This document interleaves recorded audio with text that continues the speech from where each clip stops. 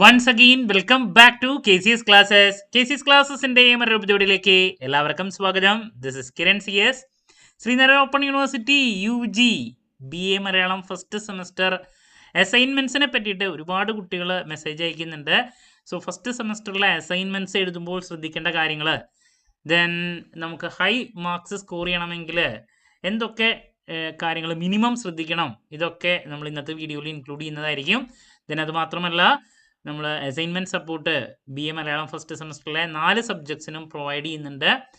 So നമ്മുടെ ക്ലാസ്സിൽ join ചെയ്ത് ക്ലാസ്സസ് ആണെങ്കിലും അസൈൻമെൻറ്റ്സ് ആണെങ്കിലും ആക്സസ് ചെയ്യാൻ താല്പര്യമുള്ള സ്റ്റുഡൻസിനെ ഡിസ്ക്രിപ്ഷൻ ബോക്സിലുള്ള എൻ്റെ വാട്സപ്പ് നമ്പറിൽ കോൺടാക്റ്റ് ചെയ്യാം, ക്ലാസ്സസ് ആക്സസ് ചെയ്യാം. ഓക്കെ, അസൈൻമെൻറ്റ്സും അവൈലബിൾ ആണ് കേട്ടോ.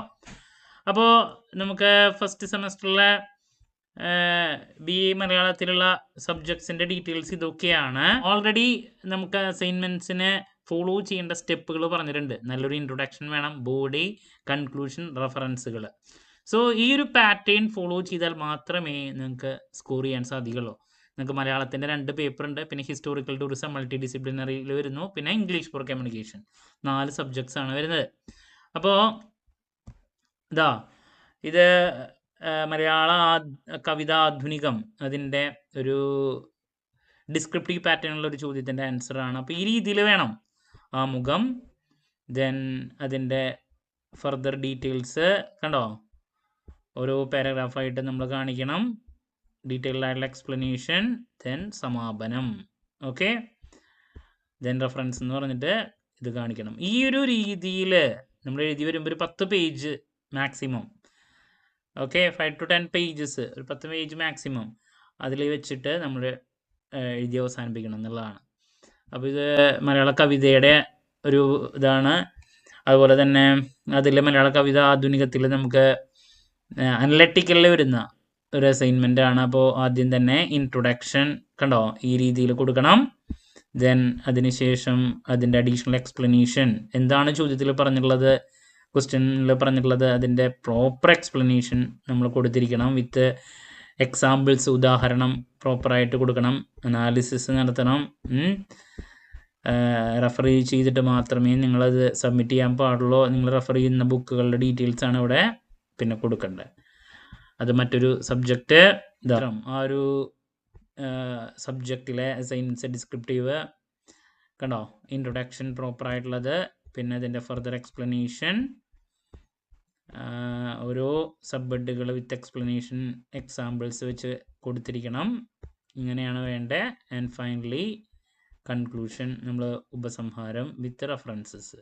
ഓക്കെ, മറ്റൊന്ന് ദെൻ അതിൻ്റെ അനലറ്റിക്കലാണ് പിന്നെ വരുന്നത്, ഇൻട്രൊഡക്ഷൻ ഇതുപോലെ കേട്ടോ. അപ്പോൾ ഇങ്ങനെയായിരിക്കണം നിങ്ങളുടെ അസൈൻമെൻറ്റ് പ്രിപ്പറേഷൻ. ഇങ്ങനെ നമ്മൾ ചെയ്താൽ മാത്രമേ നമുക്ക് മാർക്ക് സ്കോർ ചെയ്യാൻ സാധിക്കുകയുള്ളൂ.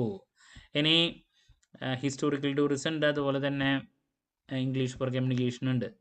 അപ്പോൾ ഇത് ഇംഗ്ലീഷ് ഫോർ കമ്മ്യൂണിക്കേഷൻ്റെ കണ്ടോ ഡിസ്ക്രിപ്റ്റീവ് ആണെങ്കിൽ ഈ രീതിയിൽ ആണ്. സോ ഇത് നമ്മൾ പ്രൊവൈഡ് ചെയ്യുന്ന സപ്പോർട്ട് ആണ് ഇങ്ങനെ. ദെൻ കൺക്ലൂഷൻ, റെഫറൻസ്, അതിൽ തന്നെയുള്ള ഡിസ്ക്രിപ്റ്റീവിലെ മറ്റൊരു ക്വസ്റ്റ്യൻ ആണിത്. കമ്മ്യൂണിക്കേഷനെ പറ്റിയുള്ളത് പ്രോപ്പറായിട്ടുള്ള എക്സ്പ്ലനേഷൻ കണ്ടോ ഇങ്ങനെ കൊടുത്തിരിക്കണം. ദെൻ ഫൈനലി എല്ലാത്തിൻ്റെ എക്സ്പ്ലനേഷൻ പ്രോപ്പറായിട്ട്, പിന്നെ കൺക്ലൂഷൻ, റെഫറൻസ്. ഇംഗ്ലീഷ് ഫോർ കമ്മ്യൂണിക്കേഷൻ്റെ അനലറ്റിക്കലിൻ്റെ ഒരു എക്സാമ്പിൾ ടൈപ്പാണിത്. Okay, same. സോ നമ്മൾ പ്രൊവൈഡ് ചെയ്യുന്ന സപ്പോർട്ടൊന്ന് കാണിച്ചു തന്നു മാത്രം. ഈ രീതിയിൽ വേണം നിങ്ങൾ ചെയ്യാൻ. ദെൻ ഇത് ഹിസ്റ്റോറിക്കൽ ടൂറിസം, അതിൻ്റെ നമ്മൾ ഇംഗ്ലീഷ് ടു മലയാളത്തിലുള്ള അസൈൻമെൻറ്റ്സ് അവൈലബിൾ ആണ് നമ്മുടെ കയ്യിൽ. അപ്പോൾ ഇതാണ് മറ്റൊന്ന്. നിങ്ങൾ തന്നെ ചെയ്യുമ്പോൾ നിങ്ങൾ ശ്രദ്ധിക്കേണ്ട കാര്യങ്ങളാണ് പറഞ്ഞത്. ഞാൻ ആ പാറ്റേൺ ഒന്ന് കാണിച്ചു തന്നു മാത്രം കേട്ടോ. ഇങ്ങനെയായിരിക്കണം. കുട്ടികൾ ചോദിക്കുന്നുണ്ട് ആദ്യമായിട്ട് എഴുതുന്നവർ എങ്ങനെയാണ് അതിൻ്റെ പാറ്റേൺ. അപ്പോൾ അതിന് വേണ്ടിയിട്ടാണ് നമ്മൾ ചെയ്യുമ്പോൾ ശ്രദ്ധിക്കേണ്ട കാര്യങ്ങൾ മനസ്സിലാക്കാൻ വേണ്ടിയിട്ട് കണ്ടോ. ഇൻട്രോ കൊടുക്കണം, നല്ലതായിട്ട് റെഫർ ചെയ്ത് ഓരോ പാരഗ്രാഫിൽ വിത്ത് എക്സ്പ്ലനേഷൻസ് കൊടുക്കുമ്പോൾ എക്സാമ്പിൾസ് ഇൻക്ലൂഡ് ചെയ്യുക, കൺക്ലൂഷൻ നന്നായിട്ട് കൊടുക്കുക. അപ്പോൾ ഇതാണ് നിങ്ങളുടെ അസൈൻമെൻറ്റ്സിൽ ശ്രദ്ധിക്കേണ്ട കാര്യങ്ങൾ. ഇപ്പോൾ 4 സബ്ജക്ട്സിൻ്റെയും അസൈൻമെൻറ്റ്സ് നല്ല രീതിയിൽ വേഗം പ്രിപ്പയർ ചെയ്യുക. ജനുവരി 18-ാം തീയതിക്കൊന്നും ആവാൻ നിൽക്കരുത്. കാരണം സെർവറിന് എന്തെങ്കിലും പ്രശ്നം വന്നു കഴിഞ്ഞിട്ടുണ്ടെങ്കിൽ അത് നിങ്ങളെ ബാധിക്കും. ഓക്കെ, അസൈൻമെൻറ്റ്സിൽ നല്ല മാർക്ക് സ്കോർ ചെയ്ത് കഴിഞ്ഞാൽ അത്രത്തോളം നമ്മുടെ ടോട്ടൽ മാർക്സിൽ അത് റിഫ്ലക്റ്റ് ചെയ്യുന്നുള്ളതാണ്. ബാക്കിയുള്ള മാർക്സ് നമ്മൾ സ്കോർ ചെയ്താൽ മതി. വളരെ ഇമ്പോർട്ടൻ്റ് ആണ് നിങ്ങളുടെ ഇൻറ്റേർണൽ മാർക്ക്, നിങ്ങളുടെ ടോട്ടൽ മാർക്സ് അത്രത്തോളം കൂടാനും ഓവറോൾ പെർസെൻറ്റേജ് കൂടാനും അത് ഹെൽപ്പ് ചെയ്യുന്നുള്ളതാണ്.